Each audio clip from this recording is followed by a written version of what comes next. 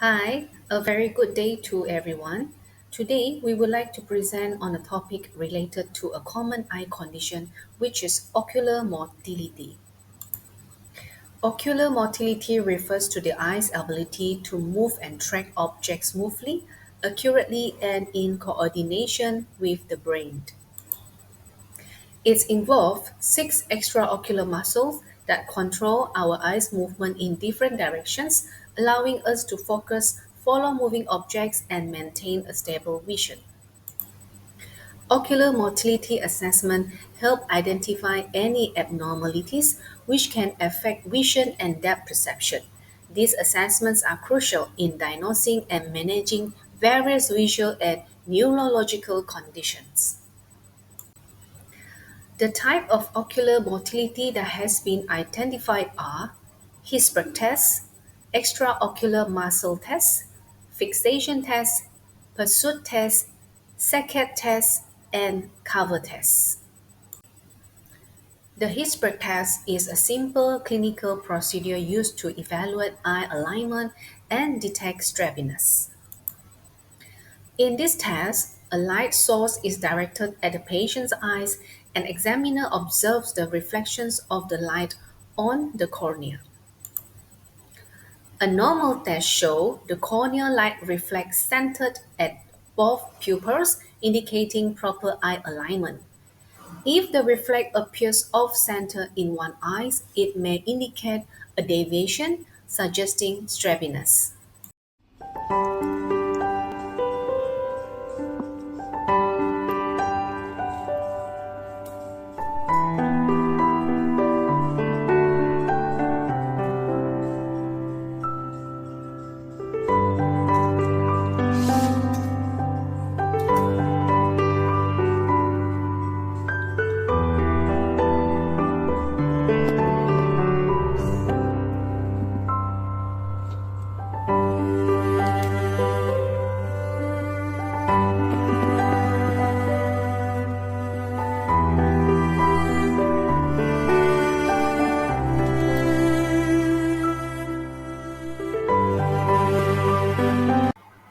Hi, my name is Yu Yun Yi. The extraocular muscles are six small muscles around each eye that control eye movement and positioning. They allow the eyes to move in different directions and help maintain proper alignment. How it works: move the object slowly in an H or star-like pattern to test the six cardinal positions of gaze. The goal is to observe each of the six muscles in isolation. Both eyes move smoothly, symmetrically, and completely in all directions. There is no sign of pain, strain, or double vision reported by the patient.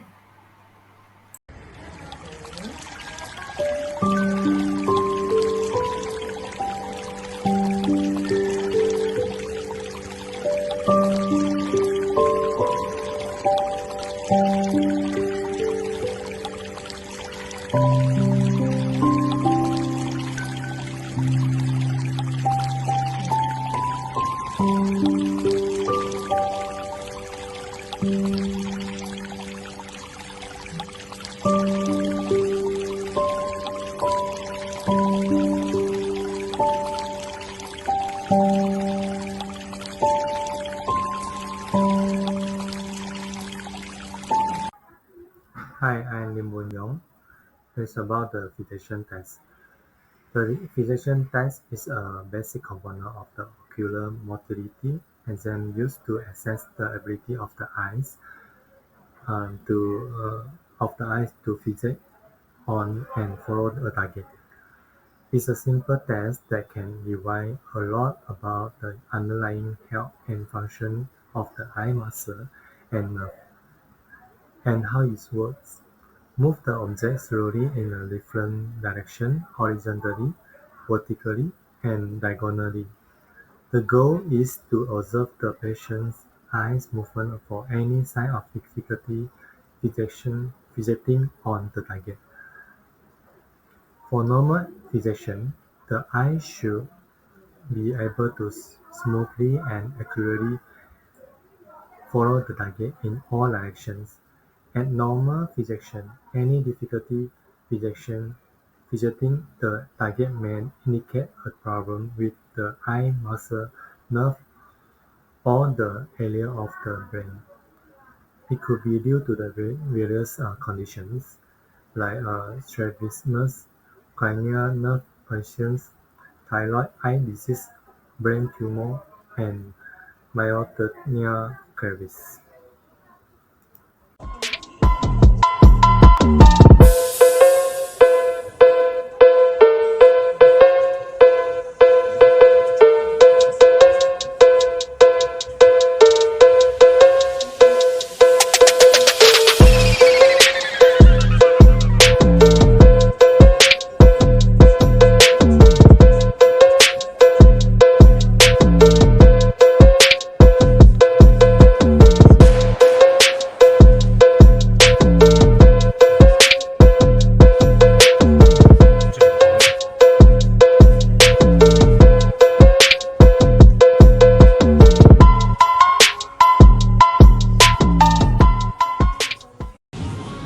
Hi, good afternoon everyone.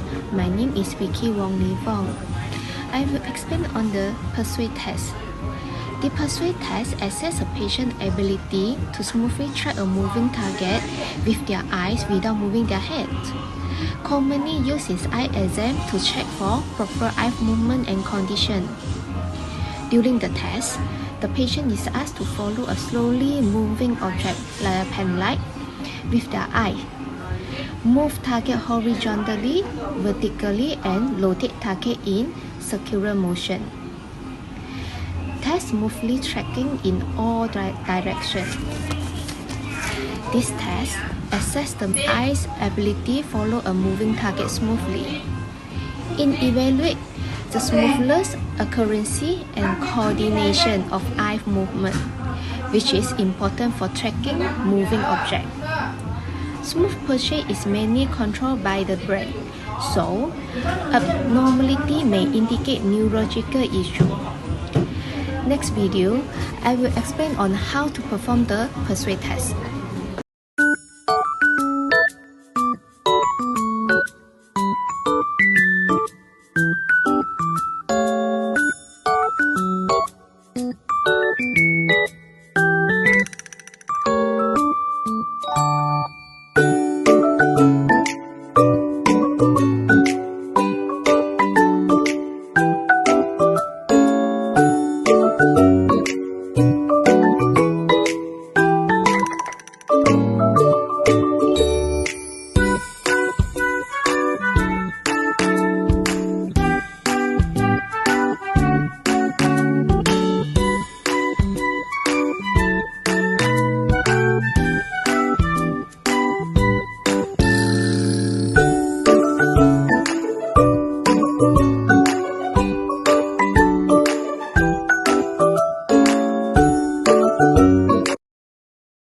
Hi, my name is Petronita Ritni Patrick. So today I will continue our presentation, which is success test. So the success test check how well your eyes can quickly move between two targets. This is important for daily activities such as reading or looking around in a busy environment. Accurate eye movement is key of this task. So how the success test work? During this test, the patient keep their head still while moving their eyes between 2 points, like looking from one finger to another finger. The examiner look for how fast, smooth, and accurate the movement are. In this test, the results show is normal movement means the eye are working well. If the eyes are slow, it may suggest muscle or nerve issue. If the eyes overshoot or undershoot the target, it could point to a problem in the brain coordination. If extra correction are needed, there might be coordination issue. So if you guys see from the picture, this is show how we test the success by asking someone to look back and forth horizontally or vertically. This movement gives us clue about the eyes and brain how. In conclusion, the success test is a simple way to check for issue with eye movement that might signal neurological or muscular problem. It helps us better understand what's going on with the patient.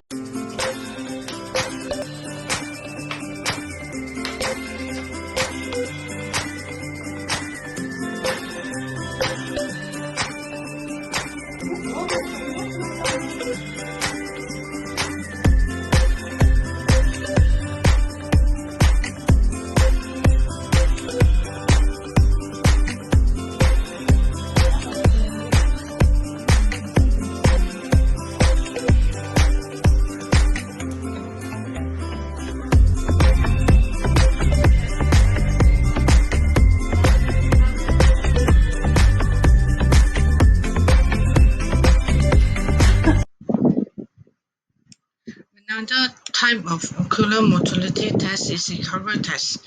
This is an objective method to detect the presence, the type, or the magnitude of the deviation in the visual axis of the eyes. The test is essential in diagnosing strabismus and myopia and assessing muscle imbalance. It can be performed at both near, which is 30 centimeter, or at distance of 6 meter. When the patient does not have a squint or has motor fusion, the cover test determines the magnitude or demand in the visual vision system. How does the cover test work? The test is performed in two steps. The first one is the cover and uncover test. This test is generally performed first, useful to identify atropia and to differentiate from a fovea. When covering an eye and watching the non-cover eye, we look for the squint. The alternate cover test generally performed under the cover and uncover test to measure the magnitude and direction of the deviation, regardless of whether it is a fovea or an atropia. While moving the occluder back and forth, we will look for a subtle movement of each eyes. And how do you interpret the test result? A cover and uncover test. If there's no movement was observed in the eye that remain uncovered while performing the test, then the patient has a fovea. For the alternate cover test, if the uncovered eye swing out, that means the eye has turned in to begin with and had to rotate in an outward motion to obtain the fixation. After the direction of the deviation has been identified, it is time to measure the magnitude with the help of a prism bar. As shown in the picture, we have the normal autophoria, which is the eyes doesn't show any misalignment. If the eyes tends to turn outward, it is known as either exophoria or exotropia. Esophoria or esotropia is when the eye turns inwards. If the eyes tends to turn outward relative to the fellow eyes, this is known as hyperphoria or hypertropia. Hypophoria or hypotropia is when the eye tends to turn downwards relative to the fellow eyes.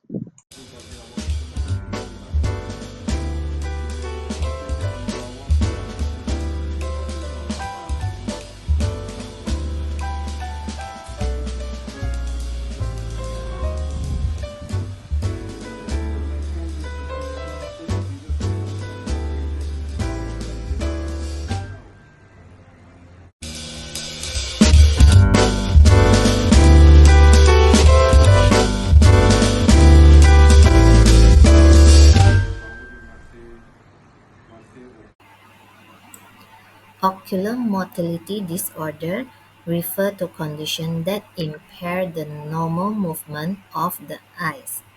Proper eye movement is essential for coordinated vision, maintaining focus on objects, and ensuring the eyes align correctly to avoid visual disturbances like double vision. Key component for eye movement: the six extraocular muscles in each eye control in movement. Medial rectus: move the eye inward toward the nose. Lateral rectus, move the eye outward, away from the nose. Superior rectus, move the eye upward. Inferior rectus, move the eye downward. Superior oblique, rotate the top of the eye downward and inward. Inferior oblique, rotate the top of the eye upward and outward. These muscles are controlled by three cranial nerves. Cranial nerve 3, ocular motor, control most eye muscles in eyelid and pupil constriction. Cranial nerve 4, trochlear, control the superior oblique muscle. Cranial nerve 6, abducens, control the lateral rectus muscle. Any disruption in this component can lead to ocular motility disorder. Causes of ocular motility disorder: neurological disorder, damage to cranial nerve 3, 4, or 6 due to trauma, stroke, or infection. Diseases like multiple sclerosis or Parkinson's disease. Muscular disorders. Thyroid eye disease causes inflammation and thickening of eye muscles. Myasthenia gravis, a condition leading to muscle weakness including those controlling eye movements. Structural issue. Orbital fractures can trap eye muscles, limiting movement. Tumor or masses in the orbit affecting muscle function or nerve signaling. Congenital disorders. Strabismus, misalignment of the eye due to muscle imbalance. Duane syndrome, a rare condition affecting eye muscle innervation. Systemic disease, diabetic, hypertension, or vasculitis, which can damage the cranial nerve. Autoimmune disease that affect eye muscle or nerve.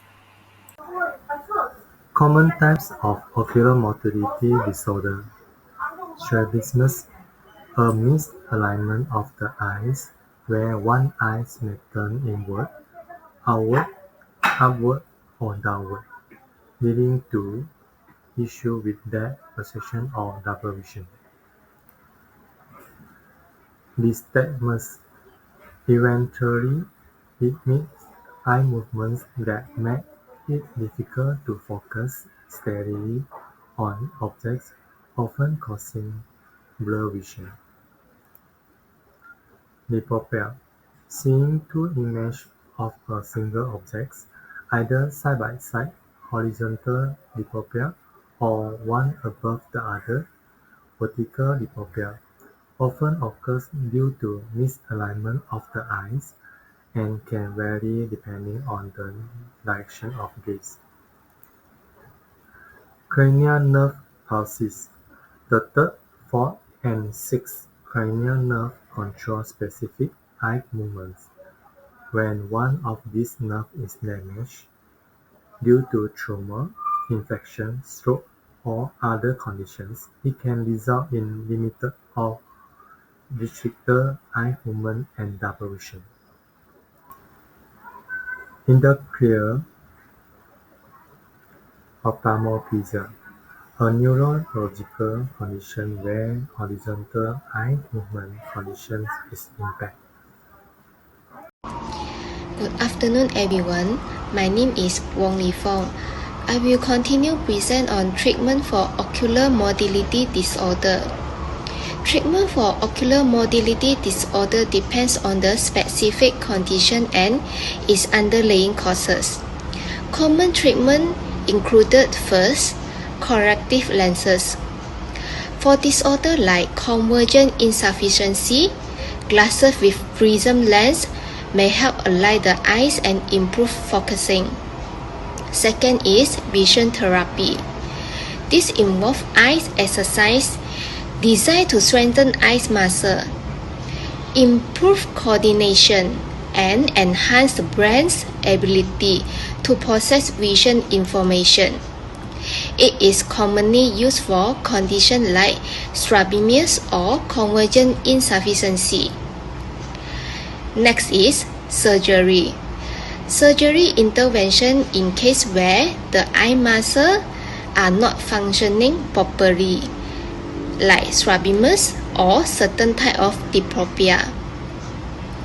Surgery may be necessary to reposition the eye muscle and improve alignment also. Hi everyone. So my name is Petronita Patrick. So I will continue my friend presentation, which is treatment available for ocular motility disorder. So next is under medication. In some cases, medication such as muscle relaxation or anti-inflammatory drug may be prescribed to treat the underlying condition causing motility issue. Second is prism therapy. This is used in condition like double vision, diplopia. Prism lenses can help align image and reduce discomfort. Last but not least is patching or occlusion. So for amblyopia, such as lazy eyes, patching one eye can encourage the use of the weaker eye and help improve motility. So the specific treatment approach depends on the diagnosis, severity, and individual needs of the patient. So it's essential for a healthcare professional, such as an ophthalmologist or neurologist, to determine the most appropriate treatment. As conclusion, ocular motility refers to the coordinated movement of the eyes, essential for clear and single vision. It refers to the movement of the eyes controlled by six extraocular muscles, enabling proper alignment and focus for clear vision. It ensures smooth tracking, pursuit, rapid shift, saccade, and proper convergence or divergence for binocular vision. Common tests includes are Hisprecht tests, extraocular muscle tests, fixation tests, pursuit tests, and saccade tests and cover tests. Abnormality in ocular motility can lead to double vision, misalignment, or difficulty in focusing. However, it can be treated with corrective and prism lenses, vision therapy, surgical, patching, and medication. Thank you.